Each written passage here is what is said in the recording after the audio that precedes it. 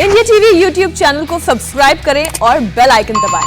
और दिल्ली में एक हफ्ते से लॉकडाउन लगा हुआ है। ऐसे में क्या लॉकडाउन से कोरोना के केसेस कुछ डाउन हुए? आपको बीते 7 दिनों का ग्राफ दिखाते हैं। 19 अप्रैल को 23,686 नए मामले सामने आए थे, तो 20 अप्रैल को ये नंबर 28,395 पर पहुंच गया। 21 अप्रैल को नए केसेस में कमी आई, ये 24,638 पर पहुंचा और इसके बाद एक दिन बाद 22 अप्रैल को फिर से नए केसेस बढ़ गए। एक दिन में 26,169 नए कोरोना पॉजिटिव केसेस मिले। लेकिन इसके बाद दिल्ली में रोजाना कोरोना के नए केसेस कम होने का ट्रेंड शुरू हुआ। 23 अप्रैल को 24,331 नए मरीज मिले, तो 24 अप्रैल को नए मरीजों की संख्या 24,103 रही और 25 अप्रैल यानी कल जो नए मामले मिले थे वो 22,933 निकले। इस वक्त हमारे साथ डॉक्टर राजेश मल्होत्रा, जो कि एम्स के चीफ ट्रॉमा सेंटर से जुड़े हुए हमारे साथ डॉक्टर जुड़ चुके हैं। उनका बहुत बहुत स्वागत है। Chief of trauma centre AIIMS, sir welcome on India TV. सबसे पहले तो ये जो पिछले 6 दिन का हम ग्राफ दिखा रहे थे, दिल्ली में लॉकडाउन का क्या असर हुआ है? आप लोग केसेस को किस ढंग से देख रहे हैं? सिवियरिटी अभी भी उतनी ही ज्यादा है? पेशेंट्स का फ्लो उतना ही ज्यादा है या कुछ कम हुआ है? ज्योति, ऐसा है कि पेशेंट्स का फ्लो अभी कम नहीं हुआ है और अगर आप सच मुझसे पूछें तो अभी इतनी जल्दी एक्सपेक्टेड भी नहीं है और इसीलिए हमें लॉकडाउन बढ़ाना पड़ा है। देखिए, ऐसा है कि इस समय हमारे पास वो लोग आ रहे हैं जो कि लॉकडाउन से पहले से संक्रमित थे, क्योंकि संक्रमित होने के बाद 5 से 7 दिन के बाद उनको सिम्टम्स कई बार शुरू होते हैं और वो फिर धीरे धीरे बढ़ते जाते हैं। दूसरी बात मैं ये भी बता दूं कि हमें ये भी उम्मीद नहीं रखनी चाहिए कि एकदम से जरूरी है कि नंबर जो है अगर आज 25,000 है तो 5 दिन बाद वो 20,000 हो जाए। ये भी हो सकता है कि इससे सिर्फ उसकी जो बढ़ने की रफ्तार है वो कम हो जाए, कि अदरवाइज अगर हम लॉकडाउन नहीं करते तो 25,000 से अगर 32 या 33,000 हो जाता, उसकी जगह 27 या 28,000 ही हो, तो कुछ दिन और हमें इसके लिए इंतजार करना पड़ेगा, क्योंकि अभी जो इस पीरियड में, लॉकडाउन के पीरियड में जो संक्रमण का दर कम हुआ है वो हमें अगले हफ्ते बिल्कुल में सवाल यही उठ रहा है कि ये कुछ दिन कितना हो सकता है, क्योंकि पिछले 5 दिन के जो आंकड़े देश भर से आए हैं वो डरा देने वाले हैं। 3 लाख, फिर 3,20,000, फिर 35,000 और कल के आंकड़े जो 24 घंटे 3,53,000 तक ये पहुंच गए। तो कितना दिन, आप लोगों का क्या अनुमान है?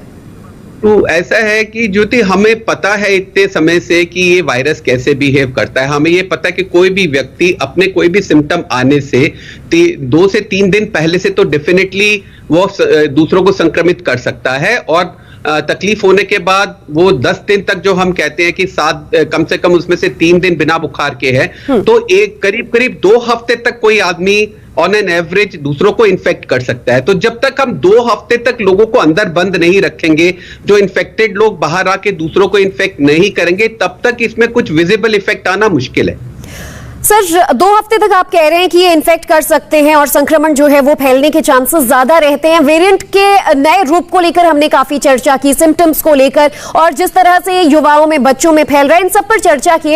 हमारे भी कुछ संगी साथी ये जानना चाह रहे हैं कि काफी लोग रिकवर भी हो रहे हैं, लेकिन इसके बावजूद उनकी हालत पिछले बार के कंपेरिजन में ठीक नहीं है। जो पोस्ट कोविड पेशेंट्स हैं उनके लिए मैं आपसे जानना चाहूंगी कि उन्हें क्या क्या दिक्कतें आ रही हैं, उन्हें किस तरह से अपना ख्याल रखना होगा, अगर उनके लिए कोई विशेष राय हो।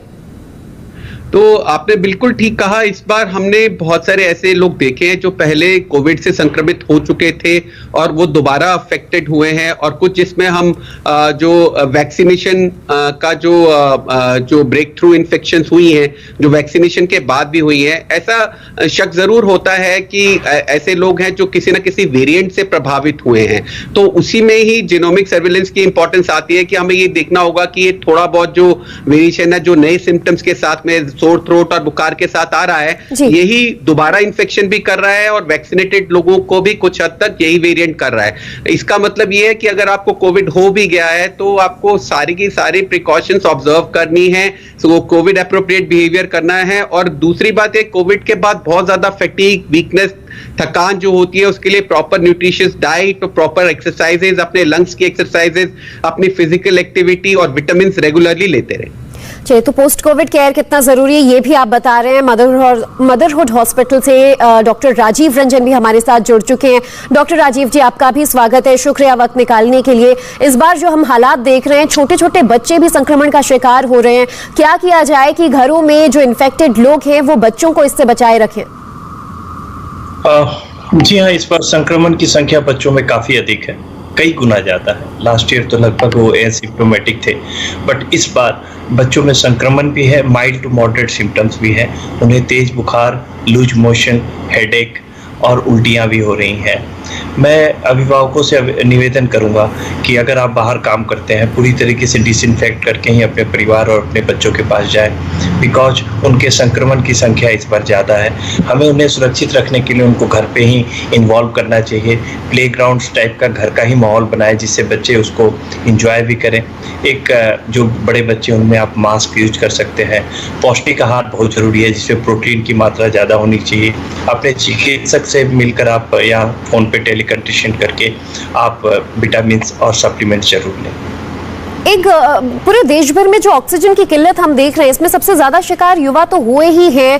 क्या बच्चों पर भी इसी तरह का कुछ संकट मंडरा रहा है? जी, अगर मैं सीरियस केसेस की बात करूं तो ज़्यादातर बच्चे माइल्ड टू मॉडरेट ही हैं। ना तो उन्हें अभी ऑक्सीजन की ज़रूरत पड़ी है, ना किसी इंजेक्टेबल दवा की ज़रूरत पड़ी है। तो एडल्ट के मुकाबले अभी भी बच्चों के सिम्टम माइल्ड और मॉडरेट ही हैं। सर, हमारे भी जो जानने वाले होते हैं, आसपास लोग होते हैं, चाहे वर्किंग पेरेंट्स हो, वो बच्चों को लेकर सबसे ज़्यादा वरिड रहते हैं। उन्हें अपनी चिंता कम, बच्चों की चिंता ज़्यादा होती है।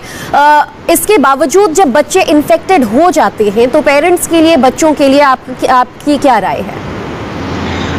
अगर बच्चे इन्फेक्टेड हो गए हैं तो उन्हें माइल्ड टू मॉडरेट ही होगा। उनको हाइड्रेटेड रखना है, उनके पानी की मात्रा बहुत ज़्यादा रखनी है, या लिक्विड इंटेक। ब्रेस्ट फीड भी करा सकते हैं मदर, मास्क यूज करके, अपने हाथों को सैनिटाइज करके। और इसमें हाइड्रेशन का ख्याल ज़्यादा रखना है। कुछ प्रोटोकॉल की दवाइयाँ हैं बच्चों में, जैसे एक एंटी एलर्जिक आते हैं, जिंक एसिटेट आता है, विटामिन सी आते हैं, वो हम लोग देते हैं और उनकी रिकवरी बहुत फास्ट है। चलिए, ये अच्छी बात है। माइल्ड टू मॉडरेट सिम्टम्स बच्चों में देखे गए हैं ज़्यादातर, जो आप बता रहे हैं। मदरहुड हॉस्पिटल के केसेस हों या फिर अन्य जगहों के भी, ऑन एन एवरेज बच्चे जल्दी रिकवर हो रहे हैं, ठीक हो रहे हैं। और डॉक्टर राजेश मल्होत्रा, आज डॉक्टर रणदीप गुलेरिया की एक रिपोर्ट में पढ़ रही थी, उसमें उन्होंने ये कहा है कि कोरोना भी एक सामान्य संक्रमण ही है। जो एम्स चीफ हैं वो ये बता रहे थे कि घबराने की जरूरत नहीं है, क्योंकि 95% लोग ठीक भी हो रहे हैं। एक पॉजिटिविटी की बहुत ज्यादा जरूरत है। लोगों को समझाएं कि ठीक होने का दर भी उतना ही ज्यादा है जितना ज्यादा संक्रमण दर है इसमें। जी बिल्कुल। और जो हम बात करते हैं कि जब इन्फेक्शन होता है तो हमें ये मालूम है कि 80% तक लोगों को बिल्कुल माइल्ड या एसिम्प्टोमेटिक इन्फेक्शन होती है, और जनसाधारण ये बात जानती है, क्योंकि अभी जैसे आपने बात की कि ये वेरिएंट है, बहुत हाईली इन्फेक्शियस है। तो इस समय बहुत एक्सेप्शन है कि किसी घर में एक व्यक्ति को इन्फेक्शन हो जाए और बाकी सबको ना हो, जो इसमें डेफिनेटली पहली वेव के मुकाबले में जो चेंज है। लेकिन वो जो बाकी लोग हैं फैमिली के, चाहे वो टेस्ट करा रहे हैं नहीं करा रहे, पर उनको ये रियलाइजेशन है कि वो माइल्ड डिसीज है तो वो ठीक हो जाते हैं। तो ज्यादातर जो प्रॉब्लम है वो उन लोगों में है जो बुजुर्ग हैं, जिन्हें पहले से कुछ बीमारियां हैं, जो डायबिटिक हैं, हार्ट प्रॉब्लम है, स्ट्रोक है। तो ऐसे लोगों को हमारी सलाह है कि उनको स्पेशली केयरफुल रहना चाहिए। और ये उनके लिए सारी ही बीमारियां खतरनाक होती है, कि जैसे अगर कोविड से पहले जो कम्युनिटी एक्वायर्ड निमोनिया जिसे हम कहते थे, तो वो इतना खतरनाक होता है बुजुर्गों के लिए कि विश्व भर में उसके लिए वैक्सीन लगाई जाती है। तो आने वाले समय में जब ये पूरी हर्ड इम्यूनिटी हो जाएगी, ये कंट्रोल हो जाएगा, एंडेमिक हो जाएगा, तो जो हाई रिस्क पॉपुलेशन को सिर्फ वैक्सीनेशन लगाने से काम चल जाएगा। तो जो अभी पैनिक की सिचुएशन है, थोड़ा सा इसलिए है कि एक तो थोड़ा यंगर लोग इस पर इन्वॉल्व हो रहे हैं, और वो जो यंगर लोग हैं उसमें अगर एक स्मॉलर परसेंटेज भी अगर सीरियसली सिक हो जाती है तो उससे कहीं ना कहीं लोगों की चिंता या भय बना हुआ है। तो ये ध्यान रखना बहुत जरूरी है। बिल्कुल। डॉक्टर राजेश जी और डॉक्टर राजीव रंजन, आप दोनों ने वक्त निकाला इंडिया टीवी पर, ये अहम जानकारी दी। उम्मीद है जो दर्शक सुन रहे होंगे वो कम पैनिक करेंगे और जो आपने समझाइश दी वो उसे फॉलो करेंगे, चाहे बात मसला बच्चों का हो या फिर युवाओं का, अडल्ट्स का हो। जो एहतियात बरतने हैं उसका ख्याल रखा जाए। बहुत बहुत शुक्रिया आप दोनों का हमसे बातचीत करने के लिए। इधर कोरोना विस्फोट पर मद्रास हाईकोर्ट से भी एक बड़ी खबर आ रही है। पूरी डिटेल्स लौटेंगे बस एक ब्रेक के बाद। नमस्ते, मैं हूं मीनाक्षी जोशी। वीडियो और खबरों से अपडेट रहने के लिए India TV YouTube channel subscribe करें, बेल आइकन दबाना ना भूलें। जुड़े रहें इंडिया टीवी के साथ।